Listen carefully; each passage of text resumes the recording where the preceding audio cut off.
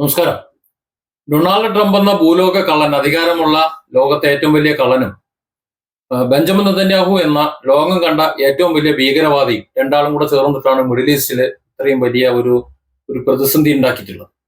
എന്നാൽ ആ പ്രതിസന്ധി മുഴുവൻ ഇറാന്റെ പെരടിക്ക് കെട്ടിവെച്ചേക്കാൻ 47 വർഷത്തോളമായി ഉപരോധം നേരിട്ടുകൊണ്ടിരിക്കുന്ന ഇറാൻ, തങ്ങൾ ആക്രമിക്കപ്പെടുമെന്ന് ഉറപ്പുള്ള ഇറാൻ അതിനെ പ്രതിരോധിക്കാൻ അന്നു മുതൽ ആയുധങ്ങൾ ഉണ്ടാക്കി കൂട്ടുന്നുണ്ട്.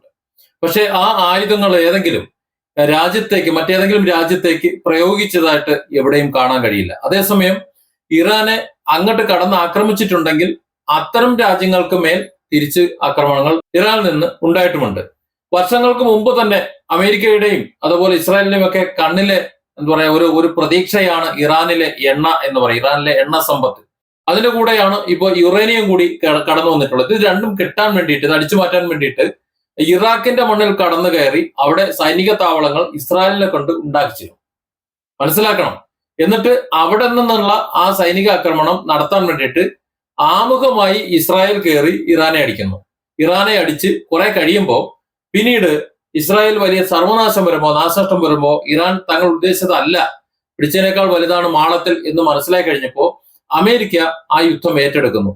എന്നാൽ ഇസ്രായേലിനും അമേരിക്കയ്ക്കും നേരത്തെ അറിയാം, ഒരുപക്ഷെ ഇറാൻ ഇത്തരത്തിൽ ഒരു ഭീകരമായിട്ടുള്ള ഒരു വളർച്ച അവർ കൈവരിച്ചിട്ടുണ്ടെങ്കിൽ അതിനെ തകർക്കാൻ, അവരുടെ രാജ്യത്തേക്ക് ആക്രമിക്കാൻ ഏറ്റവും എളുപ്പം അധിക ദൂരം സഞ്ചരിച്ചുകൊണ്ട് അമേരിക്കയിൽ നിന്നോ പടക്കപ്പലുകളിൽ നിന്നോ വരിക എന്നുള്ളതല്ല.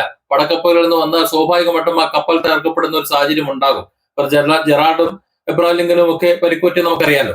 അത്തരത്തിലൊരു സാഹചര്യം ഉണ്ടാകും. ആ സാഹചര്യം ഒഴിവാക്കാനാണ് ഇറാഖിന്റെ മണ്ണിൽ അവർ സൈനിക താവളങ്ങൾ ഉണ്ടാക്കിയത്. ഏതായാലും അതിനുശേഷം നടന്നിട്ടുള്ള ആ ആസൂത്രണ നാടകത്തിന് ശേഷം നടന്നിട്ടുള്ള കാര്യങ്ങളാണ് കഴിഞ്ഞ ഏതാണ്ട് 2-2.5 മാസങ്ങളായി നമ്മൾ മിഡിൽ ഈസ്റ്റിൽ കണ്ടുകൊണ്ടിരിക്കുന്നത്. ഇസ്രായേൽ ഇറാനിലേക്ക് കടന്നാക്രമിക്കുന്നു. ഒരു പരിധി കഴിഞ്ഞപ്പോൾ ഇസ്രായേലിന് പിടിച്ചു നിൽക്കാൻ കഴിയില്ല എന്നുള്ള അവസ്ഥ വരുമ്പോൾ അവർ മുൻകൂട്ടി തയ്യാറാക്കിയതുപോലെ അമേരിക്ക ഇടപെടുന്നു. എന്നാൽ അമേരിക്കയ്ക്കും പിടിച്ചു നിൽക്കാൻ കഴിയില്ല എന്നൊരു സാഹചര്യം വന്നപ്പോൾ, അതായത് തൽക്കാലം വെടിനിർത്തിക്കൊണ്ട് ഇറാനെ പ്രതിരോധത്തിലേക്ക് വീണ്ടും കൊണ്ടുവന്നുണ്ട്. അതായത് ലോകരാജ്യങ്ങൾക്കിടയിൽ ഇറാന്റെ എണ്ണ വ്യാപാരം സ്തംഭിപ്പിച്ചുകൊണ്ട് പിടിച്ചു നിർത്താൻ, അല്ലെങ്കിൽ ഇറാന്റെ സമ്പത്ത് കൊള്ളയടിക്കാൻ പറ്റുമോ എന്ന് നോക്കിക്കൊണ്ടിരിക്കുന്ന ഒരു സാഹചര്യമാണ് ഇവിടെ. എന്നാൽ മിഡിൽ ഈസ്റ്റിൽ ഇസ്രായേലും അമേരിക്കയും കൂടി തുടങ്ങി വെച്ചിട്ടുള്ള ഈ യുദ്ധം, അല്ലെങ്കിൽ ഈ ഒരു കലുഷിതമായ അവസ്ഥയ്ക്ക് ഒരു അന്ത്യം ഉണ്ടാകുന്നില്ല എന്ന് മാത്രമല്ല, വലിയ ഒരു ദുരന്തത്തിലേക്കാണ് പോകുന്നത് എന്നതാണ് ഇപ്പൊ പുറത്തു വരുന്ന വിവരങ്ങൾ. ഇപ്പൊ ഇന്നലെ തന്നെ പുറത്തു വന്നിട്ടുള്ള വിവരങ്ങൾ മിഡിൽ ഈസ്റ്റിൽ നിന്ന് വളരെ നിർണായകവും ആശങ്കാജനകവുമായിട്ടുള്ള വിവരങ്ങളാണ്. ഇസ്രായേൽ ഇറാൻ സംഘർഷം പുതിയ തലങ്ങളിലേക്ക് വ്യാപിക്കുന്നതായിട്ടും മേഖലയിലെ യുദ്ധ സാഹചര്യം കൂടുതൽ സങ്കീർണമാകുന്നതായിട്ടും അന്താരാഷ്ട്ര മാധ്യമങ്ങൾ റിപ്പോർട്ട് ചെയ്യുന്നുണ്ട്. ഇതുവരെ യുദ്ധത്തിൽ നിന്ന് അകലം പാലിച്ചിരുന്ന രാജ്യങ്ങളിലേക്ക് കൂടി സംഘർഷം പടർന്നു പിടിക്കുന്ന കാഴ്ചയാണ് ഈ കഴിഞ്ഞ ദിവസങ്ങളിൽ കണ്ടുവരുന്നത്.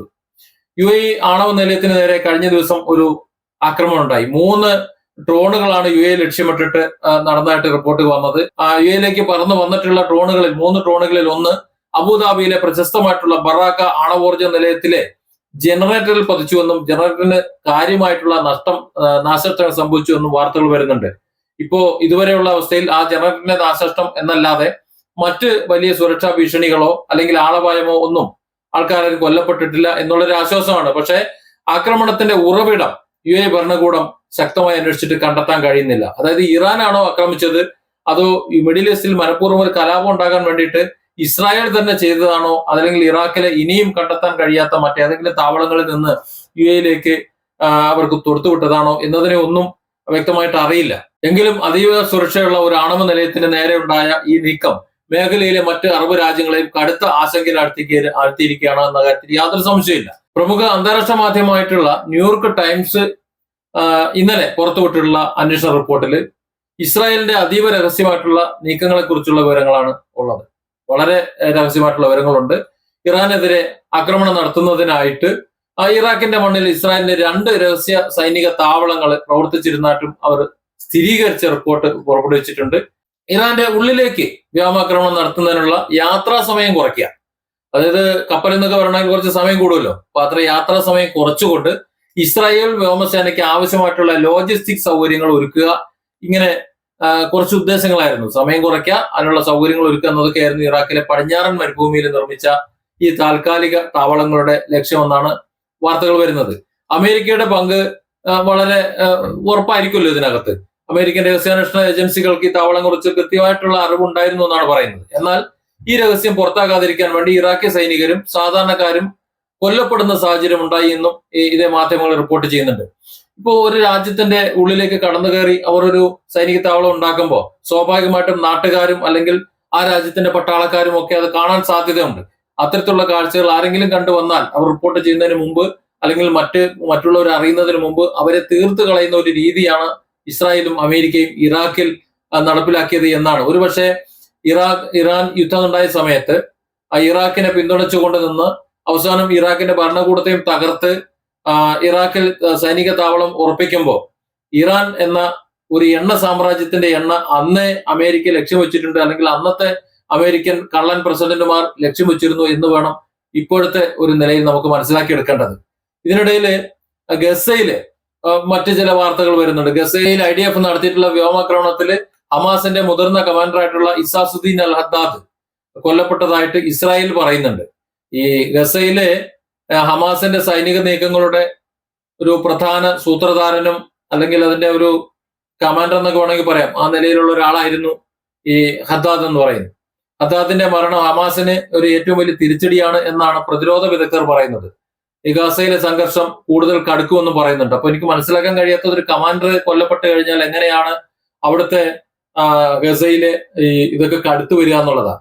സത്യത്തിൽ ഇതിന്റെ ഒരു അന്തർവായന വായിക്കുമ്പോൾ ഹമാസും ഇസ്രായേലും ഒരേ നാണയത്തിന്റെ രണ്ട് വശങ്ങളാണ്, അഥവാ ഹമാസിനെ നിയന്ത്രിക്കുന്നത് ഇസ്രായേലാണ് എന്ന് മനസ്സിലാക്കേണ്ടി വരും. കാരണം ഹമാസ് ചെയ്തിട്ടുള്ള ഇതുവരെ ഇസ്രായേലിന് നേരെ ചെയ്തിട്ടുള്ള യുദ്ധങ്ങളെല്ലാം പരിണിത ഫലം ആത്യന്തികമായി അവസാനം അതിന്റെ ഫലം കിട്ടുന്നത് ഇസ്രായേലിനാണ്. അത് എന്തൊക്കെ നാശനഷ്ടങ്ങൾ എങ്ങനെയൊക്കെ ഉണ്ടാക്കി എന്ന് പറഞ്ഞാലും ഗസയുടെ ഭൂപ്രദേശങ്ങൾ ഇസ്രായേലിലേക്ക് വന്നു ചേരാൻ വേണ്ടി മാത്രമാണ് ഹമാസിന്റെ ഓരോ സമരങ്ങളും നടക്കുന്നത് എന്ന് നമുക്ക് അതിന്റെ റിസൾട്ട് നമുക്ക് അറിയാൻ കഴിയും. മാത്രമല്ല ഈ യുദ്ധമൊക്കെ ഇങ്ങനെ കൊടുമ്പിരിക്കൊണ്ടിരിക്കുന്ന സമയത്തും ഗസ ഇസ്രായേൽ വളഞ്ഞേക്കാം, ഒന്നും ചെയ്യാൻ പറ്റുന്നില്ല. അവിടേക്ക് ഗസയിലെ സാധാരണക്കാർക്ക് വെള്ളമോ ഭക്ഷണമോ മറ്റൊന്നും കൊടുക്കാൻ കഴിയുന്നില്ല. അവിടെ ഉൽപ്പാദിപ്പിക്കാനുള്ള ഒരു സാഹചര്യമില്ല. അങ്ങനെ സാർവത്രിക ഉപരോധം നടത്തുമ്പോൾ അവിടെയുള്ള ജനങ്ങൾ, കുട്ടികളും സ്ത്രീകളും മുതിർന്നവരും എല്ലാം അടക്കം ഭക്ഷണമില്ലാതെ, വസ്ത്രമില്ലാതെ, മരുന്നില്ലാതെ കൊല്ലപ്പെടുന്ന, നരകിച്ച് മരിക്കുന്ന ഒരു സാഹചര്യം ഉണ്ടാവും. ഇസ്രായേലിനെ സംബന്ധിച്ചിടത്തോളം അവർക്ക് ഗസയിലെ പൗരന്മാരെ ആവശ്യമില്ല, ജനങ്ങളെ ആവശ്യമില്ല, ആ സ്ഥലമാണ് അവർക്ക് ആവശ്യം. ജനങ്ങളെ കൊന്നൊടുക്കി ബോംബിട്ട് തകർത്തു എന്ന് ലോകത്തിന്റെ മുന്നിൽ ചീത്തപ്പേര് കേൾപ്പിക്കാതിരിക്കാൻ വേണ്ടി അവരെ വളഞ്ഞ് പട്ടിണിക്കിട്ട് കൊല്ലുന്ന 1, 2, 3 മാസത്തിനുള്ളിൽ അല്ലെങ്കിൽ ഒരു കൊല്ലത്തിനുള്ളിൽ മുഴുവൻ തീർന്നോളൂല്ലോ, കുറെ കാലമല്ല അത് തുടങ്ങിയിട്ട്. അപ്പൊ അതിനുള്ള ഒരു സൗകര്യങ്ങൾ ഒരുക്കി കൊടുക്കുകയാണ് സത്യത്തിൽ ഈ ഹമാസ് ചെയ്യുന്നത് എന്ന് നമുക്ക് മനസ്സിലാക്കാൻ പറ്റും. എന്നാൽ ലോകത്തിന്റെ കണ്ണില് ഹമാസും ഇസ്രായേലും തമ്മിൽ പൊരിഞ്ഞ അടിയാണ്. ഹമാസ് ഇസ്രായേലിന്റെ ഉള്ളിൽ കയറി അടിക്കുന്നു, ഹമാസിന്റെ കമാൻഡർമാരെ ഇസ്രായേൽ വധിക്കുന്നു. അങ്ങനെ അങ്ങനെ അങ്ങനെ ഏതായാലും ഗാസയിലെ സംഘർഷം കൂടുതൽ ആകാൻ ഇനിയും സാധ്യതയുണ്ട് എന്നാണ് റിപ്പോർട്ട് വരുന്നത്. ഇറാന്റെ വിഷയത്തിൽ അതീവ നിർണായകമായിട്ടുള്ള സുരക്ഷാ ചർച്ചകൾക്കായിട്ട് ഇസ്രായേൽ പ്രധാനമന്ത്രി ബെഞ്ചമിൻ നെതന്യാഹുവും അതുപോലെ അമേരിക്കൻ പ്രസിഡന്റ് ഡൊണാൾഡ് ട്രംപും തമ്മിൽ കൂടിക്കാഴ്ചയും ഫോൺ ചർച്ചയും ഒക്കെ നടത്താൻ വേണ്ടി ഒരുങ്ങുന്നു. അടുത്ത ദിവസങ്ങളിൽ അത് ഉണ്ടാകും എന്നുള്ള വാർത്തകളും പുറത്തു വരുന്നുണ്ട്. ഏതായാലും വരും ദിവസങ്ങളിൽ മിഡിൽ ഈസ്റ്റ് കൂടുതൽ സംഘർഷഭരിതമാകുമെന്നും ഇറാനെതിരെ കൂടുതൽ കർശനമായിട്ടുള്ള സൈനിക രാഷ്ട്രീയ നീക്കങ്ങൾ ഉണ്ടാകുമെന്നും അമേരിക്ക ശക്തമായി തന്നെ മുന്നോട്ട് പോകുമെന്നുള്ള സൂചന പല ഭാഗത്തുനിന്നും വരുന്നുണ്ട്. ഇസ്രായേലിന് അമേരിക്ക നൽകുന്ന പൂർണ്ണ പിന്തുണ വരും ദിവസങ്ങളിൽ മിഡിൽ ഈസ്റ്റിൽ ഭൂപടത്തെ തന്നെ ഒരുപക്ഷെ സ്വാധീനിക്കാമെന്നാണ്. ആറ്റം ബോംബ് പോലും പ്രയോഗിച്ചേക്കാമെന്നുള്ള ഭീഷണി വെറും ഭീഷണി ആയിരിക്കില്ല, ഒരുപക്ഷെ വന്നാലോ എന്ന് പോലും ഭയപ്പെടേണ്ട ഒരു സാഹചര്യത്തിലേക്കാണ് പോകുന്നത്. ഒരു വശത്ത് ഹമാസ് നേതാക്കളെ ഓരോരുത്തരായി ഇല്ലാതാക്കുന്ന ഇസ്രായേലിന്റെ തന്ത്രപരമായിട്ടുള്ള നീക്കങ്ങൾ, മറുവശത്ത് ഇസ്രായേലിലെ രഹസ്യ താവളങ്ങളെ കുറിച്ചുള്ള ഞെട്ടിക്കുന്ന വെളിപ്പെടുത്തലുകൾ, അതോടൊപ്പം UAE ആണവ നിലയത്തിന് നേരെ നടന്നിട്ടുള്ള ഡ്രോൺ ആക്രമണം, ഇവയെല്ലാം വിരൽ ചൂണ്ടുന്നത് മിഡിൽ ഈസ്റ്റ് മറ്റൊരു വൻ ദുരന്തത്തിന്റെ നിഴലിലാണ് എന്ന യാഥാർത്ഥ്യത്തിലേക്കാണ്.